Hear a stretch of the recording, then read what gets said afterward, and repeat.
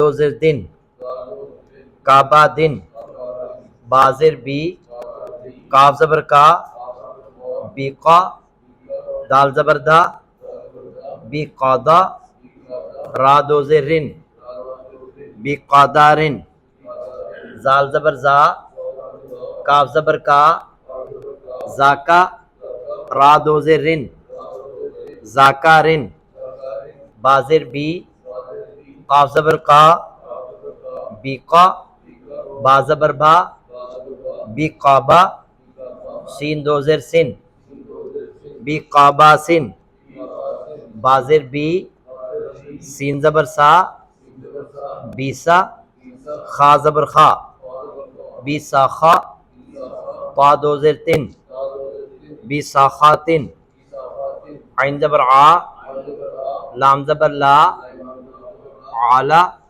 قاف دو زر کن علاقن میم زبر ما لام زبر لا مالا کاف دو زر کن مالاکن فا زبر فا لام زبر لا فالا کاف دو زر کن فالاکن عین زبر آ میم زبر ما عاما لام دو زر لن عامالن میم زبر ما سا زبر سا ماسا لام دو زر لن ماسالن بازر بی دال زبر دا بیدا میم دو زر من بیدامن بازر بی سا زبر سا بیسا میم زبر ما بیساما نون دو زر نن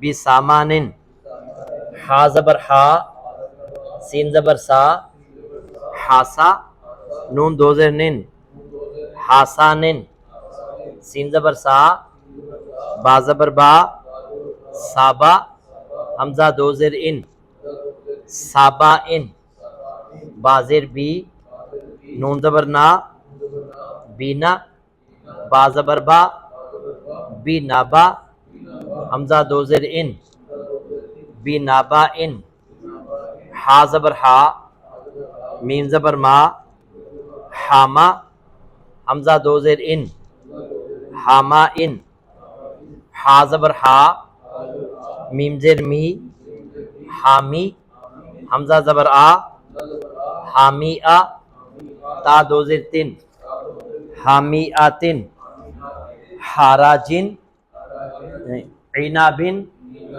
غازابن نافاقاتن باراراتن ایواجن حاراجن بی آخن احادن کابادن بی قادارن زاکارن بی قاباسن بی ساخاتن علاقن مالاکن فالاکن عامالن مسالن بیدامن بیسامانن حسانن شابائن بینابائن حمائن حمیاتن. تو یہ دو زبر دو زیر دو پیش میں غلطیاں بہت کم ہوتی ہیں. ٹھیک ہے جی. اب ہم نے گرامر کے سبق میں 3 چیزیں ہم پڑھ چکے ہیں. کوئی بھی اسم ہے نا جی کتابن، اس کے بارے میں 4 باتوں کا علم ہونا چاہیے کہ یہ جنس میں کیا ہے، یعنی مذکر ہے کہ مؤنث ہے، اور عدد میں کیا ہے، واحد ہے کہ تثنیہ ہے کہ جمع ہے، اور وسعت میں کیا ہے، معرفہ ہے کہ نکرہ ہے، اور اس کی اعرابی حالت کیا ہے. تو ہم نے یہ 3 چیزیں پڑھ لی ہیں. ان کی تھوڑی سی آج پریکٹس کریں گے، پھر اس کے بعد آگے بڑھیں گے. میں یہاں الفاظ لکھتا ہوں اور آپ نے بتانا ہے کہ یہ جنس میں کیا ہے، عدد میں کیا ہے، اور وسعت میں کیا ہے.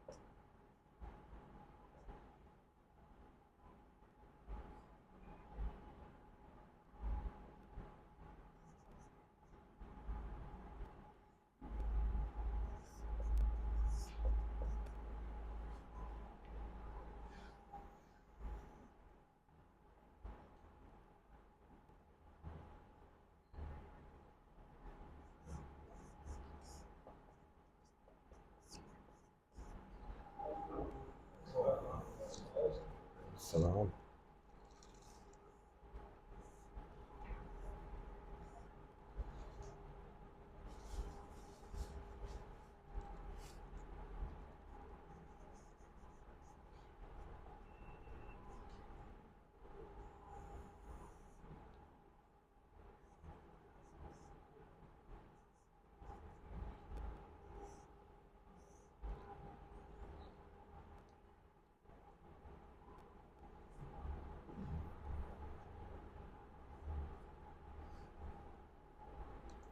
ہاں جی، مالکانی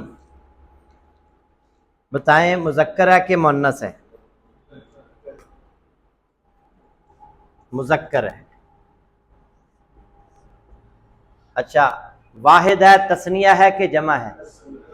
تثنیہ کی علامت الف نون، نون کے نیچے زیر، تثنیہ. یہ معرفہ ہے کہ نکرہ ہے؟ نکرہ ہے. یہ دیکھیں، یہ الف نون ہٹا دیں نا، الف نون، تو اس سے پہلے مالکن تھا. مالکن، مالکن سے مالکان ہی بنتا ہے. مالکن یہ جو ہے نا وہ تنوین، مالکن یہ جو لفظ ہے، نہ اس میں گول تا ہے، نہ الف مکسورہ ہے، نہ الف ممدودہ ہے، تو یہ مذکر ہے. اور آگے الف نون جو ہے یہ تثنیہ کی علامت ہے. اور مالکن یہ نکرہ ہے. اگر ال ہوتا تو پھر کیا ہوتا؟ معرفہ. حافظون مذکر ہے کہ مؤنث ہے؟ مذکر ہے. واحد ہے، تثنیہ ہے کہ جمع ہے؟ یہ واو نون کس کی علامت ہے؟ جمع کی علامت ہے. اور معرفہ ہے کہ نکرہ ہے؟ نکرہ ہے. شاباش. یہ دیکھیں، کچھ سمجھ نہ آ رہی ہو نا تو جمع کی علامت کو الگ کر دیں، اور شروع میں حافظن ہے. حافظن جو ہے نا یہ نکرہ ہے، تنوین نکرہ کی پہچان ہے. اور حافظن واحد ہے، اور حافظون جمع ہے، واو نون جمع مذکر کی علامت ہے. البقرۃ مذکر ہے کہ مؤنث ہے؟ مؤنث ہے. اور واحد ہے، تثنیہ ہے کہ جمع ہے؟ واحد ہے. یہ گول تا کس کی علامت ہے؟ واحد مؤنث کی. اور یہ معرفہ ہے کہ نکرہ ہے؟ معرفہ ہے. اس کو ال لگا ہوا ہے، یہ معرفہ ہے. مشرکات مذکر ہے کہ مؤنث ہے؟ مؤنث. کیسے پتا چلا؟ الف تا سے. یہ گول تا یہ واحد مؤنث کی علامت ہوتی ہے عموماً، اور الف تا آخر میں ہو تو یہ جمع مؤنث کی علامت ہوتی ہے. تو یہ الف تا ہے تو یہ مؤنث ہے، اور ابھی میں نے بتا دیا جمع بھی ہے. اب بتائیں معرفہ ہے کہ نکرہ ہے؟ نکرہ ہے. یہ تنوین کس کی پہچان ہے؟ نکرہ کی پہچان ہے. بیضاء معرفہ، یہ مذکر ہے کہ مؤنث ہے؟ مؤنث ہے. یہ الف ممدودہ کس کی علامت ہے؟ مؤنث کی. سفید، سفید. اچھا جی، واحد، یہ واحد ہے. اور وسط میں کیا ہے؟ نکرہ ہے. ال ہوتا تو معرفہ ہوتا، یہ نکرہ ہے. یہ آگے جا کے پڑھیں گے کہ اس میں تنوین کیوں نہیں آئی. القلم مذکر ہے کہ مؤنث ہے؟ مذکر ہے. اور عدد میں واحد ہے، تثنیہ ہے کہ جمع ہے؟ واحد ہے. اور یہ معرفہ ہے کہ نکرہ ہے؟ معرفہ ہے. شاباش. اچھا جی، لسان مذکر ہے کہ مؤنث ہے؟ لسان کا کیا معنی ہوتا ہے؟ زبان.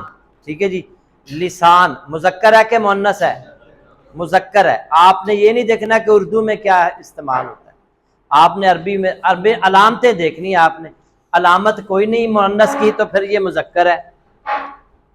اچھا جی، یہ عدد میں کیا ہے؟ واحد ہے. اور وسط میں کیا ہے؟ نکرہ ہے. کچھ نہ کچھ سمجھ آئی ہے نا جی؟ اچھا، یہ الف نون، نون کے نیچے کیا ہے؟ جو تثنیہ کا نون ہوتا ہے اس کے نیچے ایک زیر ہوتی، دو زیریں نہیں ہوتی. دو زیریں تثنیہ کے آخر میں نہیں آتی. ٹھیک ہے جی، ایک زیر آتی. تو یہ ہم نے تھوڑی سی پریکٹس کی ہے. اب ہم اگلا سبق پڑھتے ہیں. میں آپ کو نا پیپر بھی دوں گا، آج میں اس کی کاپیاں کروا لیتا ہوں. وہ پیپر آپ نے حل کرنا ہے، کتاب کی مدد سے حل کرنا. آپ پہلے خود حل کریں، سمجھنا ہے تو کتاب سے دیکھ سکتے ہیں. اسی طرح ایک سوال ہوگا، اس کے میں آپ نے چاروں چیزیں بتانی ہو، ٹھیک ہے؟ تو باقی جو کوئی مشکل نہیں ہے، کوئی آسان سا ہی پیپر ہوگا. اس سے پریکٹس ہوتی ہے، سمجھ آتی ہے بندے. تو میں پھر پیپر حل بھی کرواتا ہوں، آپ پہلے حل کر لیں. میں یہ نہیں بتاؤں گا کہ آپ کے اتنے نمبر ہیں اتنے نمبر، خود ہی آپ نے پیپر بھی خود ہی چیک کرنا ہے. آپ میں بس یہاں حل کرا دوں گا اور آپ چیک کر لیجئے گا، اور اپنے نمبر اگر اچھے آ گئے ہیں تو بتا دیجئے. ٹھیک ہے جی، مٹھائی پا دیں گے تو ہم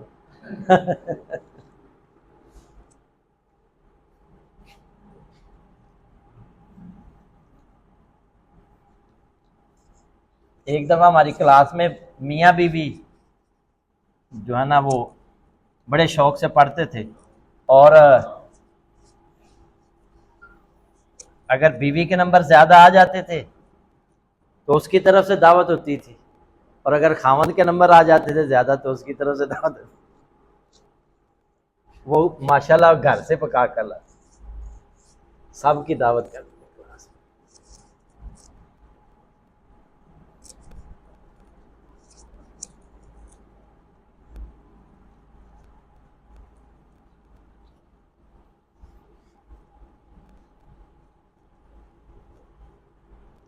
اچھا جی، آج ہم نے یہ سبق شروع کرنا ہے اعرابی حالت. اعراب، یہ الف کے نیچے زیر ہے، اعراب. عربی میں نا زبر زیر کی تبدیلی سے معنی بدل جاتا ہے. اگر یہ ہم زبر لگا دیں نا آراب، آراب دیہاتی کو کہتے ہیں، پینڈو، بدو. وقالت الاعراب، دیہاتیوں نے کہا، آمنا، ہم ایمان لائے. قل لم تؤمنوا، اللہ نے کہا تم ایمان نہیں لائے، ولکن قولوا اسلمنا، لیکن تم مسلمان ہوئے. تو اعراب لفظ کیا ہے؟ اعراب. اعراب کہتے ہیں اسم کے آخر میں ہونے والی ایسی تبدیلی جس سے معنی تبدیل نہ ہو. اچھا، آپ پڑھتے ہیں نا کہ آپ پڑھتے ہیں لا الہ الا اللہ محمد الرسول اللہ، کلمہ میں ہم پڑھتے ہیں محمد الرسول اللہ. یہ کیا ہے؟ محمد.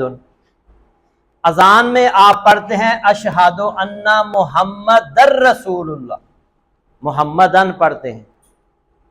درود شریف پڑھیں اللہم صلی علی محمد.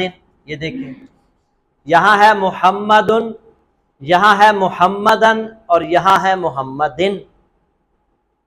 معنی تینوں کا ایک ہی ہے، محمد صلی اللہ علیہ وسلم. اسم کے آخر میں ہونے والی ایسی تبدیلی جس سے معنی تبدیل نہ ہو اسے کیا کہتے ہیں؟ اعراب. اسی طرح دیکھیں آپ پڑھتے ہیں اللہ لا الہ الا هو الحی القیوم، اللہ. اسی طرح ان اللہ علی کل شیء قدیر، وعلی اللہ فلیتوکل المتوکلون.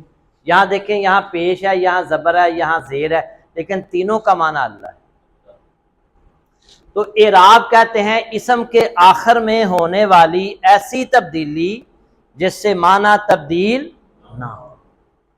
اعراب دو طرح کا ہوتا ہے، ایک ہوتا ہے اعراب بالحرکت، اور دوسرا اعراب ہے اعراب بالحرف، حرف. اعراب بالحرکت، کسی کو یاد ہے حرکت کسے کہتے ہیں؟ زبر زیر پیش، دو زبر دو زیر دو پیش کو حرکات کہتے ہیں. زبر کو بھی حرکت، زیر کو بھی حرکت، پیش کو بھی حرکت. دو زبر کو بھی، دو زیر کو بھی، دو پیش کو بھی، ان کو حرکات کہتے ہیں. تو اعراب بالحرکت سے مراد ہے کہ اسم کے آخر میں حرکت بدلے، معنی نہ بدلے. جیسے جو میں نے مثالیں دی ہیں، حرکت بدل گئی ہے اللہ سے اللہ، پیش زبر میں بدل گئی ہے، پیش زیر میں بدل گئی ہے، لیکن معنی نہیں